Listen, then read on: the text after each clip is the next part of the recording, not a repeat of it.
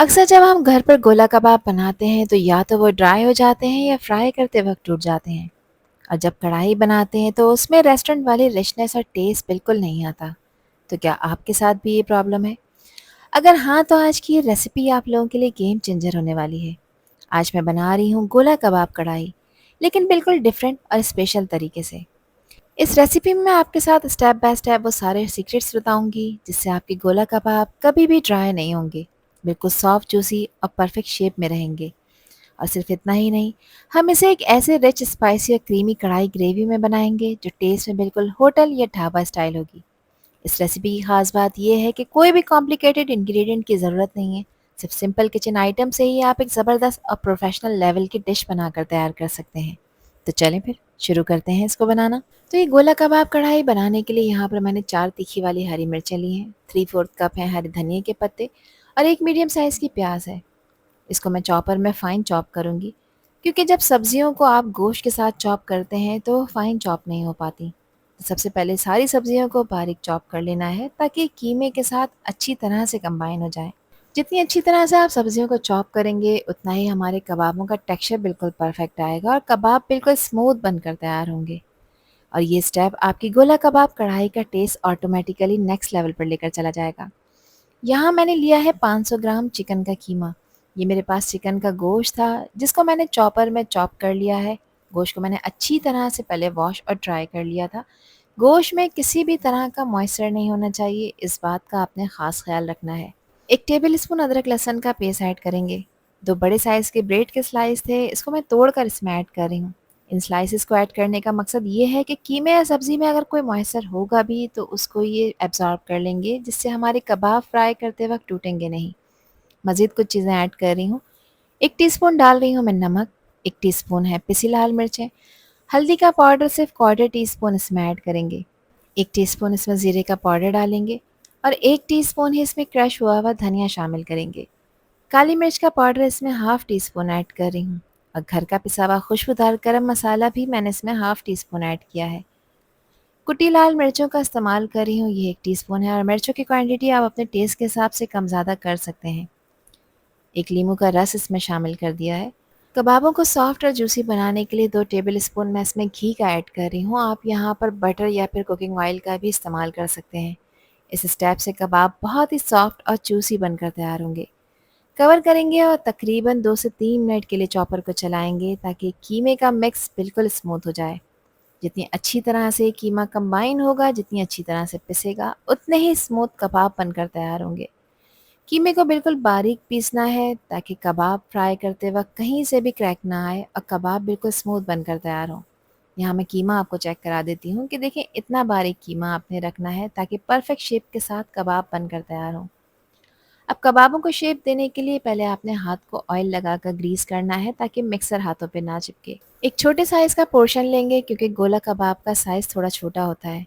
पहले हाथ की हेल्प से इसको रोल कर लेंगे और फिर इस तरह से मेरे पास एक मेटल की रॉड है, इस रॉड के अंदर मैंने इस पीस को इंसर्ट कर दिया है।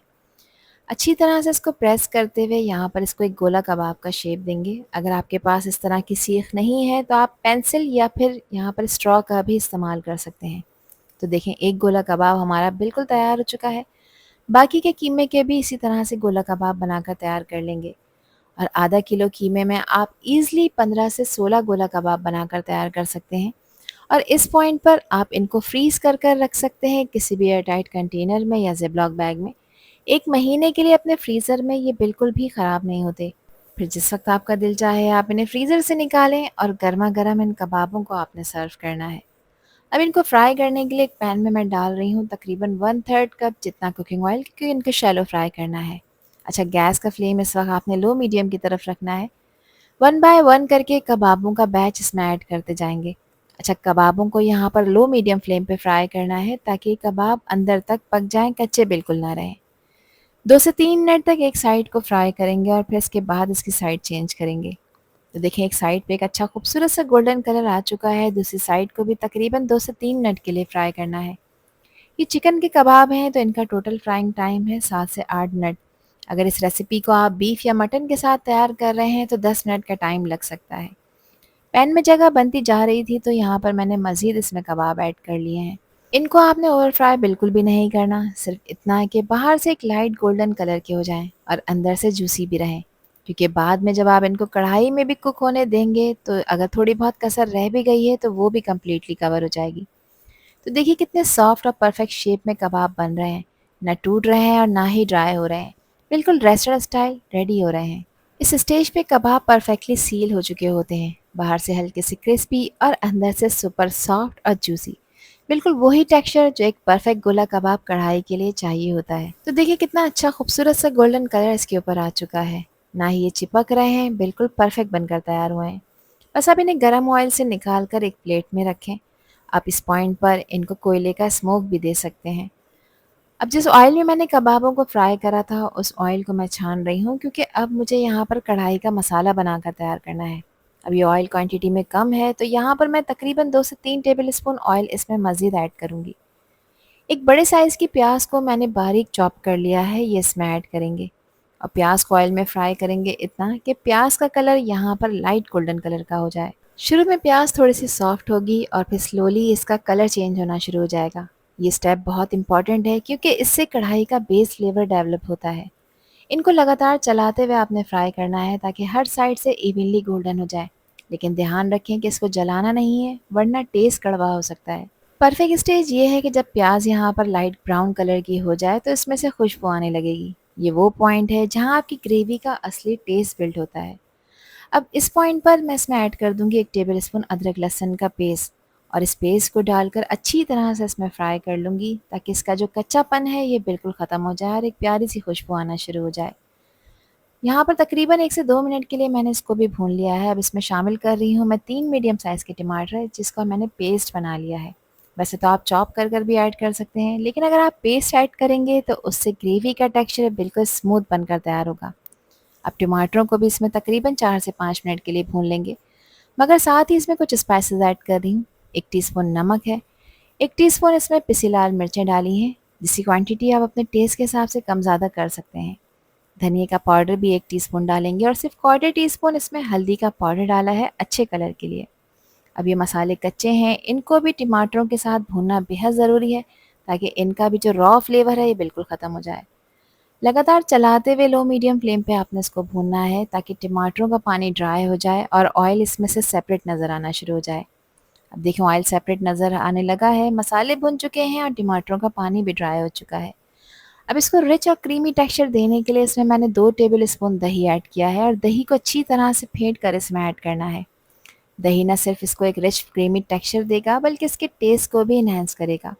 दही डालते वक्त हमेशा गैस का फ्लेम लो कर दिया करें या बंद कर दिया करें और लगातार चलाया करें ताकि इसमें किसी भी तरह के लम्स ना बने। दही को भी भून लेंगे 1 से 2 मिनट के लिए ताकि अगेन इसमें से ऑयल सेपरेट नज़र आना शुरू हो जाए। अब देखिए मसाले भी भुन चुके हैं, टमाटर और दही भी भुन चुका है। ये परफेक्ट स्टेज है भुनाई का कि भुनाई कंप्लीट हो चुकी है। अब जो कबाब फ्राई कर रखे थे वो सारे के सारे कबाब इसमें ऐड कर देंगे और अब अच्छी तरह से कबाबों को मसाले के साथ मिक्स करेंगे ताकि हर कबाब के ऊपर ये मसाला इवनली कोट हो जाए। 1 से 2 मिनट के लिए जेंटली चलाते हुए इसको आपने मिक्स करना है। इसको ज़्यादा ज़ोर-ज़ोर से आपने मिक्स नहीं करना वरना कबाब इस पॉइंट पर डेलिकेट हुए हुए होते हैं तो ये टूट भी सकते हैं। यहाँ तकरीबन 2 मिनट के लिए मैंने इनको भी भून लिया है। अब इसकी ग्रेवी बनाने के लिए इसमें मैं सिर्फ आधा ग्लास पानी ऐड कर रही हूँ। बहुत ज़्यादा पतला आपने इसको नहीं रखना। गोला कबाब कढ़ाई को थोड़ा थिक ग्रेवी में ही रखा जाता है। एक दफ़ा इसको अच्छी तरह से मिक्स कर लेंगे और इस पॉइंट पर मैं इसमें ऐड कर रही हूँ 1 टीस्पून कसूरी मेथी जिसको मैंने ड्राई रोस्ट कर लिया है। साथ ही घर का पिसा हुआ खुशबूदार गरम मसाला इसमें 1/4 टीस्पून ऐड करेंगे। अच्छी तरह से दोनों चीज़ों को मिक्स कर लेंगे ताकि इनके फ्लेवर्स कबाब कढ़ाई में अच्छी तरह से ब्लेंड हो जाएं। अब इसे कवर करेंगे, कवर कर गैस का फ्लेम लो करना है दम वाली आंच पर और इसको तकरीबन 5 से 7 मिनट के लिए पकाना है ताकि अगर कबाबों में कोई कसर बाकी रह भी गई है तो वो कसर भी यहाँ पर पूरी हो जाए और ग्रेवी की कंसिस्टेंसी भी बिल्कुल परफेक्ट हो जाए। तो तकरीबन 7 मिनट मैंने इसको लो फ्लेम पे पकाया है। आप लोग देख सकते हैं कि यहाँ पर ग्रेवी थिक हो चुकी है और कबाब इतने जूसी और सॉफ्ट हो चुके हैं कि हर बाइट मुंह में मेल्ट हो जाए। टेस्ट इतना ज़बरदस्त है कि आप रेस्टोरेंट को भूल जाएंगे। मसाला ऑयल के ऊपर आ गया है जो इस बात का प्रूफ है कि कढ़ाई बिल्कुल परफेक्ट तरह से भुन चुकी है। फाइनल गार्निशिंग के लिए 2 से 3 इसमें हरी मिर्चें ऐड करेंगे और बारीक कटे हुए हरे धनिया के पत्ते भी इसमें शामिल करेंगे। अच्छी तरह से इसको मिक्स कर लेंगे और फाइनली हमारी गोला कबाब कढ़ाई बिल्कुल रेडी हो चुकी है। गोला कबाब भी माशाल्लाह इतने सॉफ्ट और जूसी बने हैं कि बस हाथ लगाते ही टूटने को तैयार हैं, लेकिन फिर भी परफेक्ट राउंड शेप मेंटेन किए हुए हैं। मसाला इतनी अच्छी तरह से भुन चुका है कि उसकी खुशबू दूर दूर तक फैल रही है और यही होता है परफेक्ट कढ़ाई का साइन कि ऑयल सेपरेट हो जाए और ग्रेवी रिच हो जाए। एक खूबसूरत से प्लेटर में मज़ेदार गर्मा गर्म इस गोला कबाब कढ़ाई को आप सर्व कर लेते हैं, जिसको एंजॉय कर सकते हैं आप तंदूरी रोटी, सादा रोटी या फिर पराठे के साथ। चाहे दावत हो या सिंपल डिनर, ये गोला कबाब कढ़ाई सभी का दिल जीत लेगी। तो ज़रूर ट्राई करें और मुझे कमेंट सेक्शन में लाजमी बताइए कि ये रेसिपी और वीडियो आप लोगों को कैसी लगी। आई होप कि ये वीडियो आप लोगों को पसंद आई होगी। पसंद आई हो तो कमेंट सेक्शन में अपना प्यारा सा फीडबैक मुझे लाजमी शेयर करिएगा और चैनल पर न्यू हैं तो चैनल को भी ज़रूर सब्सक्राइब कर दीजिएगा। आपसे फिर मिलूंगी इंशाल्लाह एक न्यू वीडियो में एक न्यू रेसिपी के साथ। जब तक हादिया को दीजिए इजाज़त। अल्लाह हाफिज़, अल्लाह निगहबान।